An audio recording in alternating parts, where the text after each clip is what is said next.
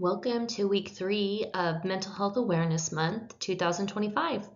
Today we're talking about helping loved ones who struggle. This is going to be a little bit heavier of a week because we're going to talk about some really tough topics. So if you are here, I appreciate you being here, and I recognize that these are tough conversations to have. So I'll try to walk you through some things that you might run into as your loved ones might be struggling with their mental health. And um, for those of you who haven't joined us for our previous 2 weeks, my name is Rachel. I'm your HealthQuest representative. I have worked for HealthQuest and our parent company, Oriant, since 2011. And on the side, I am also a mental health professional. So I'm working as a licensed professional counselor associate in the state of Texas, and I'm a national certified counselor. So mental health is my passion project, and I wanted to pass on some of the things that I've learned onto you. So again, today we're talking about when loved ones are struggling and how we can help them. And I just want to take a moment to acknowledge that relationships are some of the most meaningful and wonderful parts of our lives, and also some of the hardest, whether it's social relationships, romantic relationships, family relationships. There's so much good that comes from being in relationship to each other. And there are so many struggles. And that's part of what makes it such a beautiful thing. It's what makes us human to want to be in a relationship. Now, relationships are so important for our health. Being well connected with others is a benefit to our physical, our emotional, and our intellectual well-being. Study after study shows that living a lonely life is just as dangerous for us as smoking, which is fascinating. But being disconnected can really take its toll on our life expectancy rates, our life satisfaction. So people who are more well connected and have good, healthy relationships have better life expectancy and life satisfaction.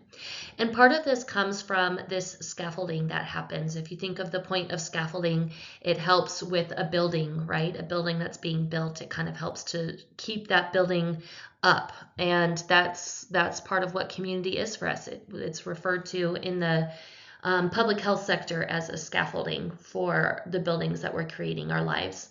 And it's so interesting because the research that's out there just goes to show that for things like domestic violence or substance abuse, those who have strong social ties are often at lower risk for experiencing those types of issues.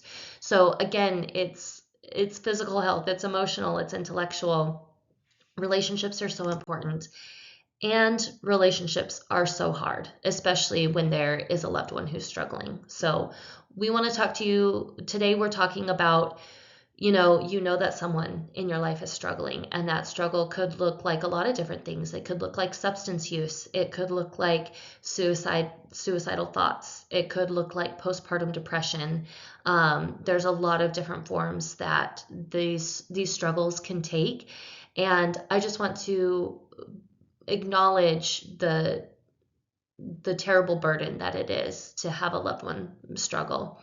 And you are seen as well, and your needs matter as well. So there's such a balance when it comes to helping our loved ones who struggle between doing enough for them and really being there for them, and also sacrificing our own well-being in an attempt to save someone else. And I hope that our discussion today provides a little bit of clarity on that and helps you feel more confident in what you're able to do and setting boundaries for things that you can't do.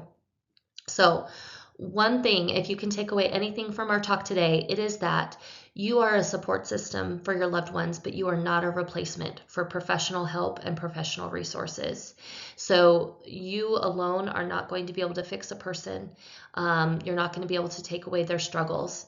But you can be there for them as that scaffolding, as helping to hold the building up, but also to help connect them with resources that are really going to make a difference in their life. Okay, so what are some signs that someone might be struggling with their mental health? Maybe you're not quite sure if this person needs help or not, but you're seeing some things that concern you. So here are some signs that someone might be struggling.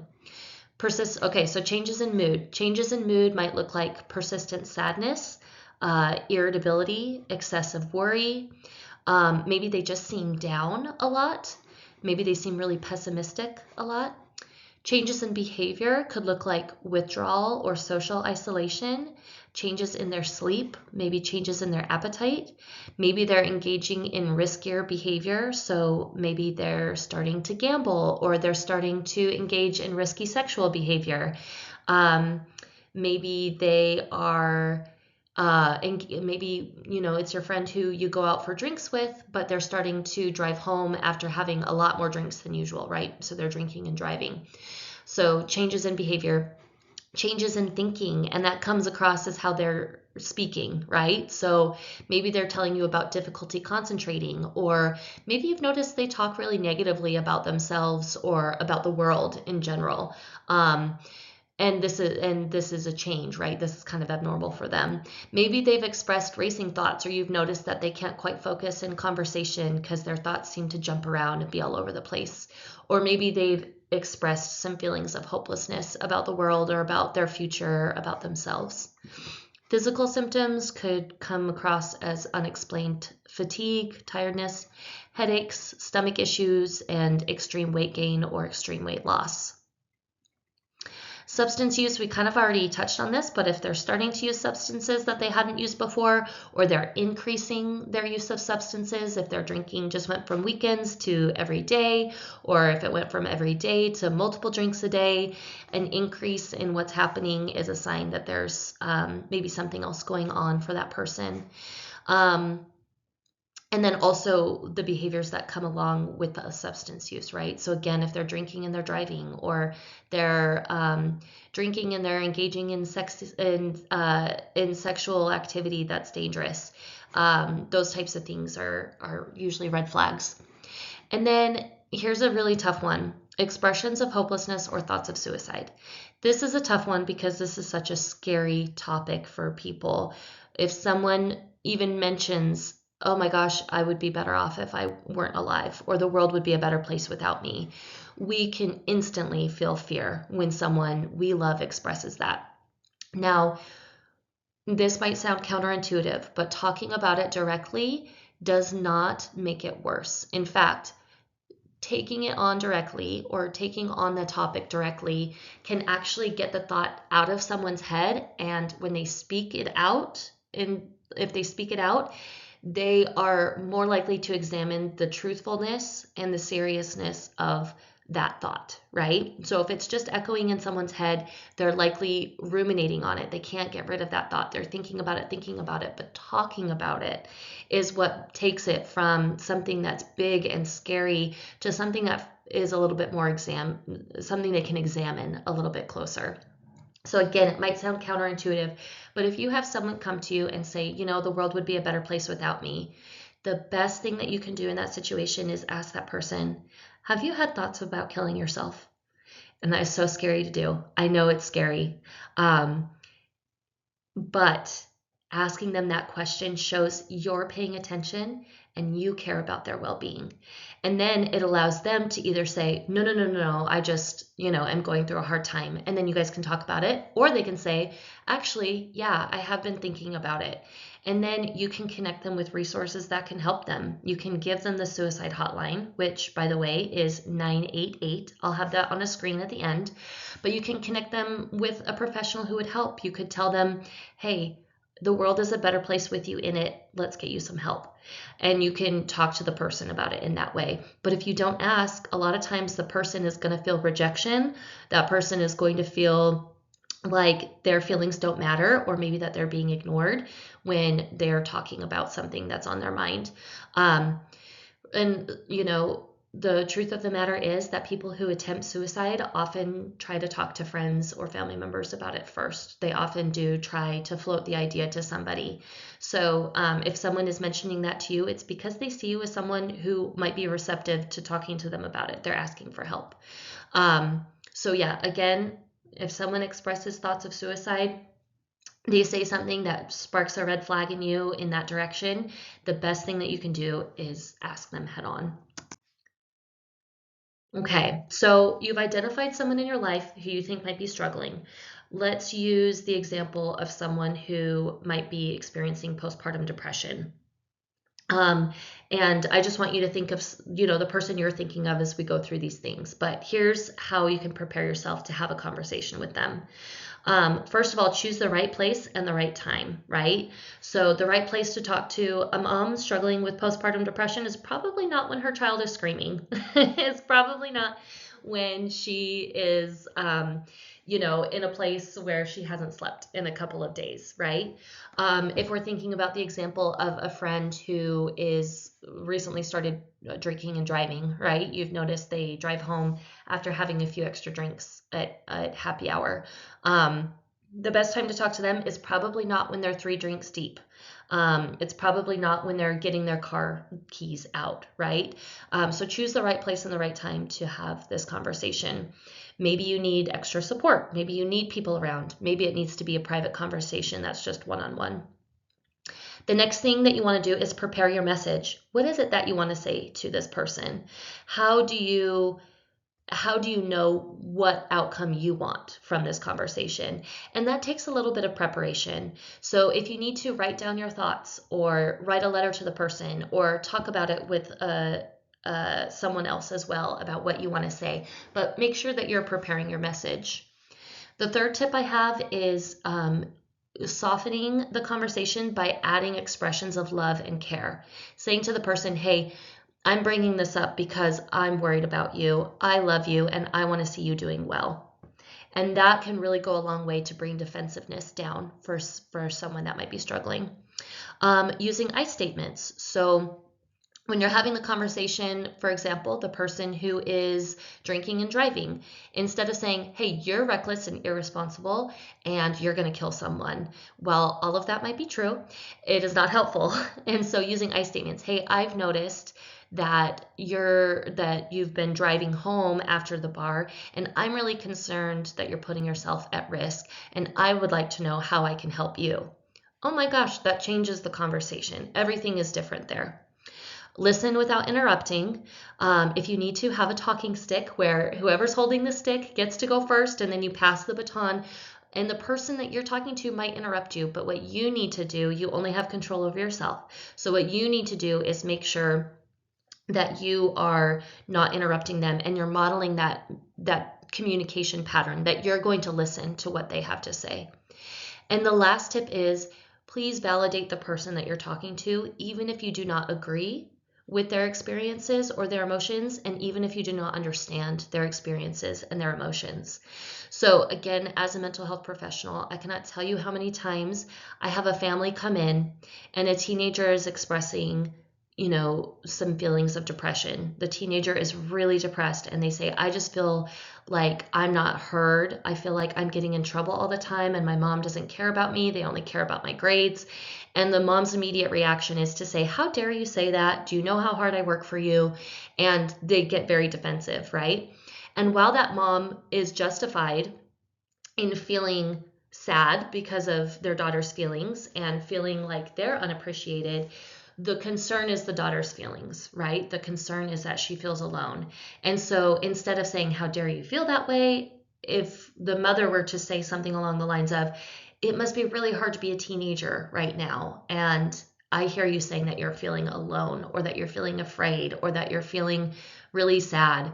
Validate that without getting defensive. And if you can't do that, then connect them with a counselor because, again, a counselor is a person who's trained to validate a person without necessarily agreeing with everything that they say, but can provide a therapeutic validation that allows the person to ride the wave of their emotions a little bit more. And I just want to stop and take a second to acknowledge again that these conversations are really hard. And if it's a scary conversation for you, that's so normal. So don't forget to take deep breaths. Don't forget to take care of yourself and really be ready for that conversation. And be as at ease as possible because, yeah, it happens. We just want to fix these things. We love these people that we're talking to about this, and we want to make it better. But the best thing that you can do to make it better is to listen, to validate, and then to connect them with help and resources that they need. Okay, so some of the pitfalls of support. Minimizing feelings. Minimizing feelings might look like the example I just gave of the teen who's sad and the mom's like, oh, how dare you? I work so hard for you. That's minimizing feelings. Another example might be someone's expressing, a challenging situation that they had, and you might say, you know what, that's not so bad. This person has it so much worse. You should be grateful for what you have. That's minimizing feelings. Try to avoid doing that. It's not helpful. Offering unsolicited advice. Okay, well, you probably wouldn't have postpartum depression if you could just sleep when the baby sleeps. Okay, that's not helpful. Or trying to fix someone. If you could just stop drinking, then you probably wouldn't be yelling so much at your kids, blah, blah, blah. Offering unsolicited advice is not helpful in these situations. Avoid blame or self-blame. So again, blaming the person, but also blaming yourself, especially if you're having a conversation with someone and they're placing the blame on you. This can be really hard with teens. This can be or kids, family relationships. This can be really hard with your partnerships, romantic partnerships, spouses, or significant others. A lot of times there's some blame game that's happening. So trying not to internalize that blame and recognizing each person has a responsibility for their own actions, right? So taking as much accountability as you can without accepting the full weight of that person's blame. And again, that's so hard to do. So if you need help with it, please, please, please seek out your own counseling so that you can figure out, okay, where's my responsibility and where is my self-blame, maybe a bit of a defense mechanism or an unhelpful way of approaching the situation. Please avoid making promises that you can't keep. This might look like promising someone that you'll go to therapy when you have no intention of following up, or telling someone, anytime, day or night, you can call me and I'll stay on the phone with you as long as you need, when you cannot physically do that, right? Making promises that you can't keep is not helpful. And then please try to avoid over-reliance on helping. So again, you're a person, you're a support system. You are not going to fix the person. You're not going to take away their pain, and you're not a mental health professional. So please don't feel like it's completely up to you to help this person recover from what it is that they're struggling with. You're a piece of the pie, but you're not the entire dish yourself, right? So please connect with resources. And again, the 3 takeaways: the best things you can do in these conversations: listen to what the person is saying without interrupting, validate their experiences, and then offer your help or offer to connect them with resources that can help them. So what are some ways that you can help somebody? And I have this list here, but I want to point out, you don't have to do everything on this list. Pick 1 or 2 things to offer this person and offer your help, right? Also, ask first if they would like help. Ask first if they have an idea of how you would like them, if they have an idea of how they would like you to help. Sorry, that was a mouthful. But asking first shows that you really respect this person and you respect their experience. So you can offer practical help. That might look like taking the baby for a little bit so that someone can take a nap, offering to babysit so someone can have a date night with their spouse, driving someone to a therapy appointment to be there for moral support. Being consistent. So if you say you're going to follow up with somebody, or you say you're going to go to therapy with someone, do what you say you're going to do. Be consistent. Allow someone to say no. Show that you respect someone by allowing them to say no. And this can be really hard because we don't have control over other people, but we only have control of ourselves. Encourage healthy habits. Offer verbal support. A text message just once in a while saying, hey, I'm thinking about you. I love you. I'm proud of you. Telling someone things that you admire about them. Encourage healthy habits. So if your friend who's drinking and driving, you want to help them, maybe instead of going for happy hour, you can go for coffee instead, or just go for dinner. You can find different ways of engaging with people who are struggling that don't just continue the habits that they're trying to kick. Providing social support. Go out with these people at a social situation, or allow them to go out with their friends. and provide a safe space. So be a listening ear, someone who listens without interrupting, listens without judgment, and offers unconditional positive regard. Again, you can choose one or two ways to be a supportive person. You don't have to be a person in a safe place and offer them practical help and always send them encouraging text messages. If you have the capacity for that, amazing. However, it's okay if you don't. So this is a reminder. We're on an airplane, the plane is going down or losing altitude. Sorry, the plane's not going down. That's terrible. The plane is losing altitude and the oxygen masks come down. They always, always, always say to put your own mask on first so that you can help other people before you help other people around you. Because if you are unconscious, you cannot help anyone. And that is so true with helping loved ones who struggle. Please check in with yourself, check in with your capacity, check in with your energy, and clearly communicate your boundaries respectfully to the people that you're working with, right? A boundary is saying when you'll speak to someone. If you're going to are you willing to answer the phone at all hours of the night or during work hours? If not, respectfully communicate that to somebody. Don't, telling someone, hey, I want to help you, but I can't help you when you're yelling at me and when you're placing blame on me is a boundary that you're communicating to that person because you want to help them. So boundaries are an act of love. A lot of people see it as withholding, but really it's an act of love because you want to help this person, but you also know that you can't if you cannot be there for yourself. Prioritize your care. Make sure you're sleeping. Make sure you're eating. Make sure you have your leisure time and your relaxation time. And find your own support system. It is so challenging to have our loved ones struggling. So if you need to talk to someone, if you need to talk to a counselor, please do so. And don't forget, this is our page of resources nationwide that you can have access to, that you can refer other people to. So if you need to take a screenshot of this, there are so many good resources. I want to draw your attention to psychologytoday.com. That's how you can find mental health professionals in your area. It has a provider search where you can, check off different types of therapy. So if someone had a traumatic experience, you can put in trauma focused and find someone in your area who specializes in that. So again, if you need to take a screenshot of this, please do. There are so many resources that are out there to help your loved ones who might be struggling. And thank you. Thank you for joining us today. Next week, we're going to talk about self-care. So it'll be a little bit lighter of a topic, and I appreciate you tuning in. Don't forget to click Get Credit and get your health promotion credit for watching today.